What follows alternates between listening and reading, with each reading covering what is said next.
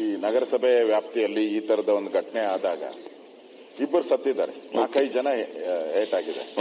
So ಅಲ್ಲಿ regular ಆಗಿ ಅದೊಂದು ಮಾರ್ಕೆಟ್, ಅದು ಮಾರ್ಕೆಟ್ ನಿರ್ವಹಣೆ ಮಾಡುವಂತದ್ದು ಪುರಸಭೆ ಇರ್ಬೋದು, ನಗರಸಭೆ ಇರ್ಬೋದು, ಅವ್ರದ ಕರ್ತವ್ಯ. ನಗರಸಭೆ ಅವರೆಲ್ಲ ನೋಡ್ಬೇಕು, ಯಾವ್ದಾದ್ರು ಆತರ ಬಿಲ್ಡಿಂಗ್ ಇರ್ತದೋ ನೋಟಿಸ್ ಕೊಡ್ಬೇಕು, ತೆರವು ಮಾಡಬೇಕು. ಏನು ಮಾಡಿಲ್ಲ, ಹಾಳಾಗೋಯ್ತು.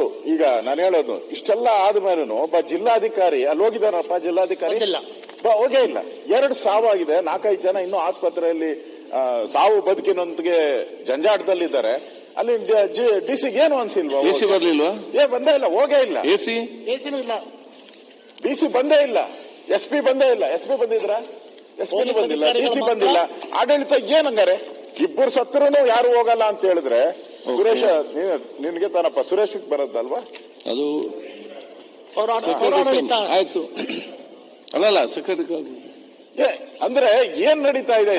ಒಬ್ಬ ಡಿಸಿನೂ ಹೋಗಲ್ಲ, ಇಬ್ಬರು ಸತ್ತರೆ ಸ್ಟೇಟ್ ಬಿದ್ದಿದ್ರು ಒಬ್ರು ನೋಡಲ್ಲ ಅಂತ ಹೇಳಿದ್ರೆ ಇಲ್ಲಿ ಪ್ರಶ್ನೆ ಅಲ್ಲ. ಇಲ್ಲಿ ಸತ್ತಿರೋರು ಇಲ್ಲಿ ನಜೀರ್ ಪಾಷಾ ಅನ್ನೋರು, ಕೊಡಿಸ್ತೇನೆ ಈಗ, ಜ್ಯೋತಿ, ಈ ತರದ ಎಲ್ಲ ಸತ್ತಿರೋದು. ಅಲ್ಲಿ ಮಾರ್ಕೆಟ್ ಅಂದ್ರೆ ಎಲ್ಲರೂ ಎಲ್ಲ ಸಮುದಾಯದವರು ಇರ್ತಾರೆ. ಕೇರ್ಲೆಸ್ ಆಗೋಯ್ತು.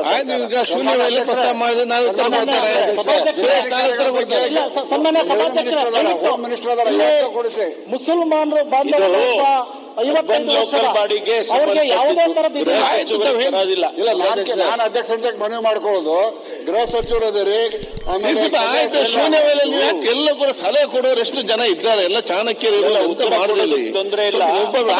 ಅರ್ಬನ್ ಲೋಕಲ್ ಬಾಡಿ ಅವರು ಉತ್ತರ ಕೊಡಬೇಕು. ಮಾನಸ